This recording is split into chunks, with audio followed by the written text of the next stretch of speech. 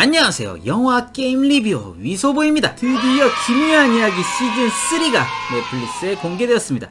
정말 오랫동안 기다렸는데요. 2016년 7월 시즌1을 시작으로 2017년 시즌2가 방영된 지 자그마치 2년이 지나서야 시즌3가 공개되었습니다. 저는 공개된 날 바로 밤을 새서 시즌3를 몰아서 봤는데요. 저 말고도 공개되자마자 8편을 한 번에 몰아서 보신 분들 있으시겠죠? 아니면 이번 주말에 한 번에 몰아서 보시겠네요. 왜냐면 이 드라마는 한 번에 몰아서 봐줘야 제맛이거든요. 덕분에 피부가 엉망이 돼버렸지만 개인적으로 왕게임이 끝이 나고 방영 중인 미국 드라마들 중에서 가장 좋아하는 드라마 시리즈입니다. 참고로 이 드라마는 제가 너무 좋아해서 비판적인 시선으로 리뷰를 할 수 없습니다. 어쩔 수 없어요. 저는 이 드라마의 모든 걸 너무 사랑하거든요. 그럼 기묘한 이야기 시즌3 리뷰 시작하기 전에 구독, 좋아요 부탁드리며 그럼 바로 시작하겠습니다. 렛츠고!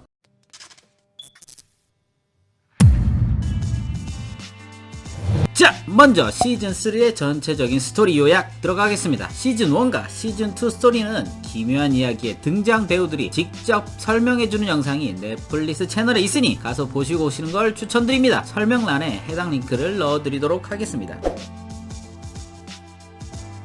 인디애나주의 작은 마을 호킨스의 여름, 지난 시즌 서로 이어졌던 엘과 마이클, 맥스와 루카스는 마을에 새로 생긴 스타코트 몰에서 영화도 보고 평범한 일상을 보내고 있습니다. 윌은 친구들이 여자친구에게 관심이 있고 예전처럼 D&D를 하지 않는 것에 불만이 있습니다. 경찰서장인 짐은 자신의 딸과 마찬가지인 엘이 마이클과 너무 자주 만나고 키스를 쉬지 않는다고 불만이고, 조이스는 짐에게 마음을 털어놓고 이야기해보라고 조언을 해줍니다. 낸시와 조나단은 신문사에 취직을 했고, 낸시는 신문사에서 여자인 자신에게 커피 심부름만 시키고 자신의 의견을 무시한다고 불만이 많습니다. 스티브는 대학 진학에 실패하고 스타코트 몰의 아이스크림 가게에서 아르바이트를 하며 여자들을 꼬시려고 하지만 실패하고 같이 알바를 하는 로빈에게 비웃음을 당하고 있습니다. 더스티는 여름 동안 과학 캠프를 다녀왔고 여자친구가 생겼다고 이야기하는데 친구들은 지어낸 인물일 거라고 생각합니다. 짐은 마이크에게 자신의 딸과 당분간은 떨어져 지내라고 협박하고, 이 때문에 마이크는 엘에게 거리를 두는데 엘은 마이크가 자신에게 거짓말을 한다는 것을 느끼고 그에게 헤어지자고 합니다. 일이 생각보다 잘 풀리자 행복해진 짐은 조이스에게 데이트를 신청을 하지만 조이스는 집안의 자석과 자신의 잡화점 가게의 자석이 떨어지는 걸 보고 두 번의 시즌 동안 갈고 닦은 촉감을 발휘해서 무언가 이상하다는 점을 느끼고 조사를 하느라 데이트 약속에 나가지 못합니다. 이렇게 평화로운 일상을 지내고 있는데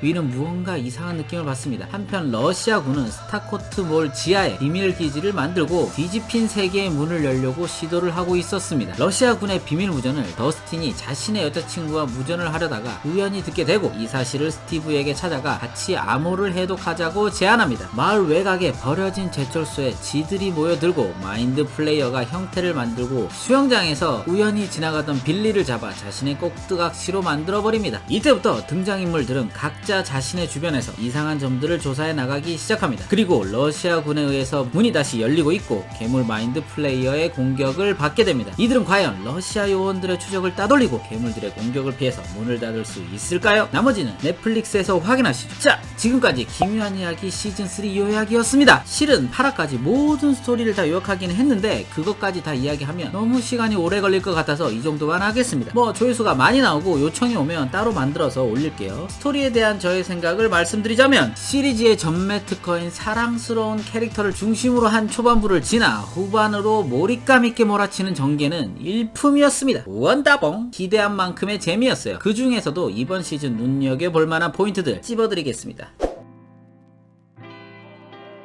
이번 시즌 3는 지난 시즌보다 짙어진 로맨스 라인을 즐겨보실 수 있습니다. 아무래도 사춘기로 접어든 주요 캐릭터들이다 보니 자연스럽게 등장하는 러브라인들인데 크게 4개의 러브라인이 있습니다. 엘, 마이크 커플. 이 커플은 정말 귀엽습니다. 서로가 서로에게 첫사랑이거든요. 시즌 초반 헤어졌다가 다시 서로에게 마음을 열어가는 과정을 즐기시면 되겠습니다. 그나저나 아주 키스신을 오지게 하더구만요. 오우야, 루카스 맥스 커플. 나이답지 않게 조숙한 두 명은 엘과 마이크 커플에게 조언을 해주는 역할을 하고 있지만 그래도 귀엽습니다. 약간 이 커플은 엘 마이크의 친구 1, 2 같은 역할이라고 보시면 되겠습니다. 낸시 조나단 커플. 이제는 성인이 되어버린 이 커플은 거의 농익은 커플이죠. 같이 동거하는 수준이라고 해야 하나? 심지어 회사도 같아서 사내 커플 같은 느낌도 듭니다. 어린 커플들과는 달리 현실적인 문제들로 다툼도 하는 모습도 보이네요. 조이스 짐 커플. 성인인 두 사람의 썸도 이번 시즌의 볼거리 중에 하나입니다. 나이가 있지만 그래서 오히려 더 조심스럽고 순수한 사랑을 보실 수 있습니다. 이 밖에도 스티브와 로빈의 썸, 마지막에 깜짝 등장하는 더스틴과 수지도 재미있게 보실 수 있을 겁니다. 이렇듯 이번 시즌은 기본 골자인 SF 호러 미스테리 위에 로맨스가 조미료처럼 살살살 들어가 있는데요. 하지 않고 딱 좋습니다. 딱 좋아! 이번 시즌에서 폭풍 성장한 아역 배우들을 보는 재미도 쏠쏠한데요. 특히 남자 아역 배우들은 시즌 1과 비교해보면 격세지감을 느끼실 수 있습니다. 다행히도 변한 배우는 없는 것 같아요. 그럼 각기 변한 배우들 한 번씩 보시고 가실게요.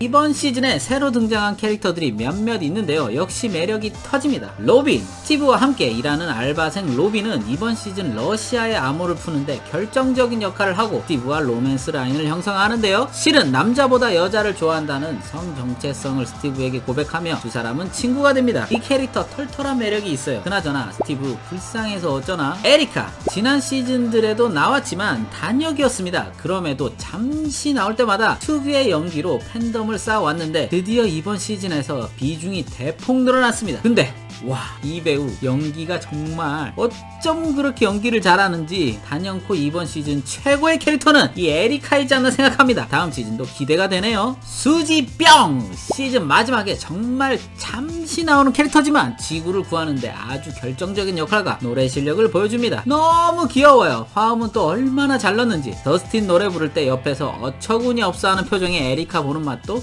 일품입니다. 다음 시즌에 꼭 나왔으면 좋겠어요. 더스틴 잘생겼어요. 멋있어요. 능력 있어요. 지적이에요. 귀여워요. 왜 이러는 걸까요? 엘의 염력. 엘은 힘을 잃어버린 것으로 보이는데 이후 시즌에서 어떤 식으로 전개가 될까요? 분명 결정적인 순간에 힘을 되찾고 일행들을 위기에서 구하는 전개가 될 것 같긴 하지만 이 부분도 주목해야 하는 점입니다. 러시아의 데모고르곤 사육. 시즌 가장 마지막에 러시아에서 데모고르곤에게 사람을 먹이로 주는 장면이 나오는데 이후화의 떡밥으로 보입니다. 아마 다음 시즌은 이들의 실험 때문에 전 지구적인 위기가 찾아오지 않을까 예상해 봅니다. 바이어스가의 이사, 조이스와 윌, 그리고 엘은 시즌 마지막에 이사를 가게 되는데 이들과 다른 캐릭터들과의 조우가 다음 시즌의 또 다른 포인트이지 않을까 예상해 봅니다. 분명 큰 위기를 겪고 다시 그들이 만나게 되지 않을까요?